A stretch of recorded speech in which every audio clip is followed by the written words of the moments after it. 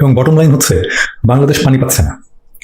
বাংলাদেশ বলে ইন্ডিয়া পানি দিচ্ছে না, ইন্ডিয়া বলে এটা তো পশ্চিমবঙ্গের ব্যাপার, পশ্চিমবঙ্গ না দিলে আমরা কি করতে পারি।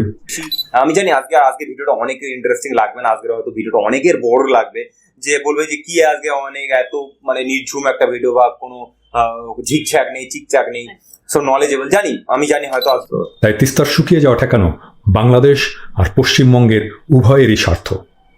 বাংলাদেশ এবং পশ্চিমবঙ্গের রাজনৈতিক নেতারা এমনকি বিশেষজ্ঞরা কখনো খুঁজে দেখেননি কেন তিস্তা শুকিয়ে যাচ্ছে।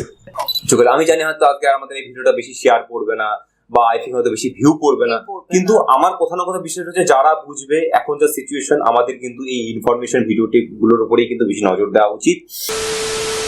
Welcome to 99% fun. তিস্তার পানি বাংলাদেশের সাথে ভারতের একটা অমীমাংসিত ইস্যু হয়ে আছে এবং বটম লাইন হচ্ছে বাংলাদেশ পানি পাচ্ছে না। বাংলাদেশ বলে ইন্ডিয়া পানি